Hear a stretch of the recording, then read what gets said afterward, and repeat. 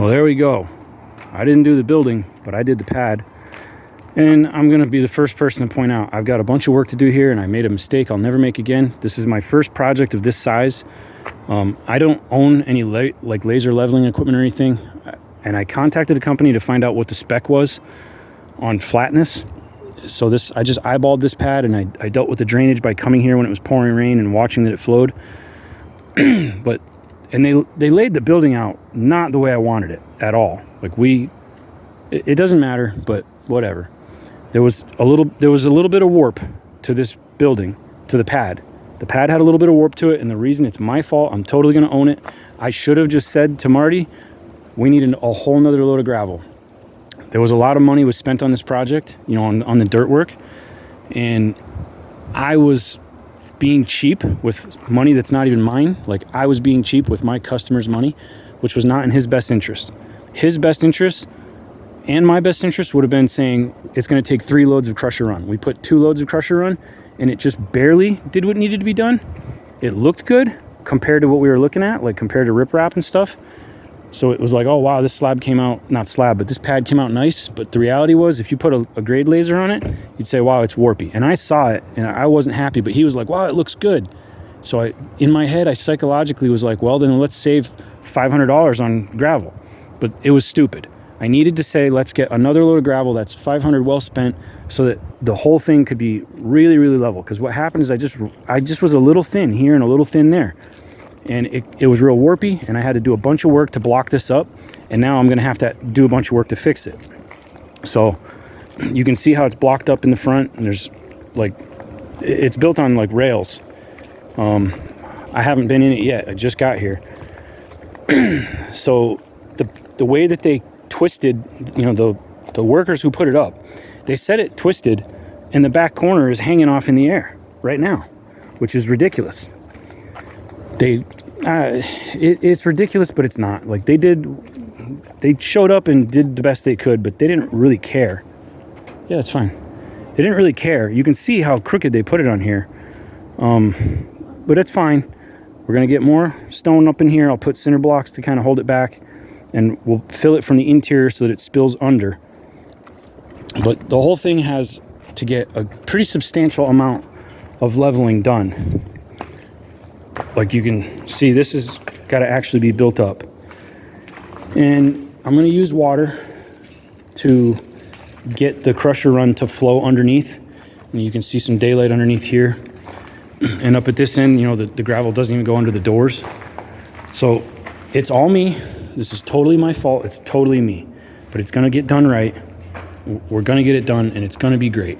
And it's an awesome building. It was only $14,000.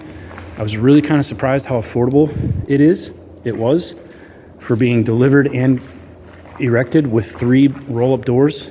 I'm very impressed with that. No, leave it. Hey, I asked you to please leave it in case the door wants to jam or something like that. So you can see how much, we're going to need at least 1 full load to get this sorted out.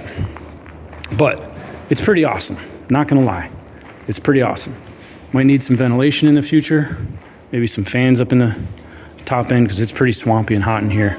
There's no insulation or anything like that, but it's just for boats and quads, skid steer storage, I guess, things like that. And the sawmill is going to be out here. So I've got a considerable amount of dirt work to do, so that walking out this door, it's not a big drop down. This is probably 14 inches dropping down. So this dirt hill, once I pull the tree off of there, and this dirt is now finally starting to dry, that clay. When I flip it over, it'll still be wet on the bottom, but we've had a good dry period, kind of a bit of a drought. So this ground here will get extended, and there'll be an overhang that'll get built on in time, and their sawmill is going to sit right here. And, I think it's a really good learning experience. Really good learning experience. I definitely messed up, and I don't like the way that they've got a buckle in the wall down there. It's not that it's hurting anything, but the wall's actually got a little zigzag at the bottom, as if they put one of the skids in the wrong. Did they? Yeah, it's my fault. I should have done a better pad. I am happy with the dirt work. It's going to take a little while for this to stabilize and grass in, but this drains really well, and none of the water from here comes over. There's no cuts or anything like that. there's a stump in there that has groundwater drainage. You know, there's water gets through mole holes and tubes and stump holes, and it drains out wherever it drains out. You can't plug it. So, but we do have this alley that drains through here, and in time, I think this dirt will all come out, and the drainage will run straight through, and this area will become a flat level pad, and it'll probably get gravelled in time. There's also a lot of spoiled dirt from the project that went across the driveway. So we'll walk over there and look at that.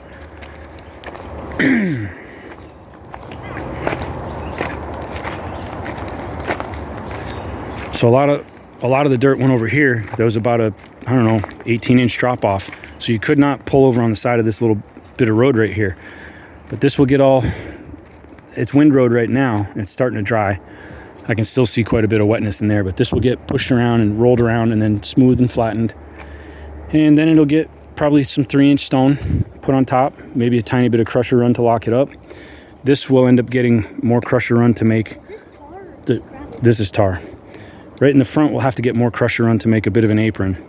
And the only downside to that is that the rain will probably be continually trying to wash the crusher run out this way. Why don't you put concrete?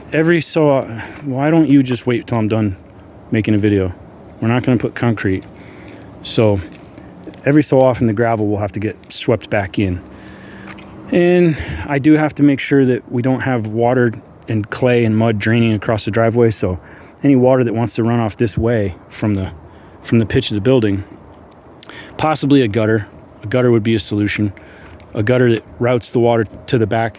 Hey, stop please. A gutter that routes the water to the back so that it picks up the drainage path and goes on down that way. But this will all get flattened in. Now there's some utility in here, so I can't be putting trenches. There's actually fiber optic cable in here.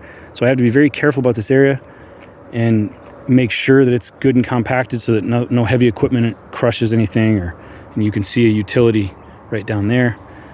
But I'm happy with how it looks. I mean, look at the trees are all straight. You know, that's all.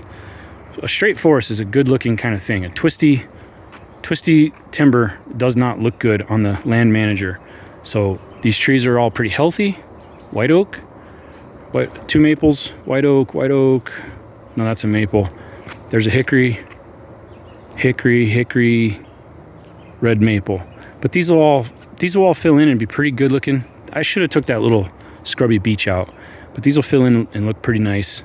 And I think this area, when it's flattened and hardened and solid, I think this area will be a good place to lay out the lumber piles, particularly up in between that shady patch right there with tin on top, because that shade will help keep the sun off of the lumber and help prevent it from drying out one side and buckling and warping and cracking and splitting.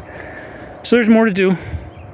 But I think the outcome is good. And there's a skid trail now that runs right down there, and it runs out across the driveway. And, you know, there's like 100 and something acres out that way. So that's where most of the timber is. So whenever the skid steer or trailer, forwarder trailer, or my log truck or whatever, whenever something's coming out with a load of logs to come up to the mill, we don't have to come down this tar driveway and leave mud and junk all over. We just cross it, come through the woods out here, especially if it's skidding. I don't want to have anybody skidding trees up the driveway.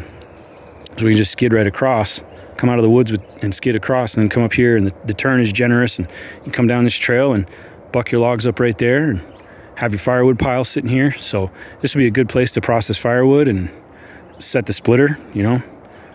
I mean, all kinds of cool stuff. Really, I think everybody is going to, in the long run, be pretty happy with it. I would love to have this building. My Lord, would I love to have it. God, it would change my life.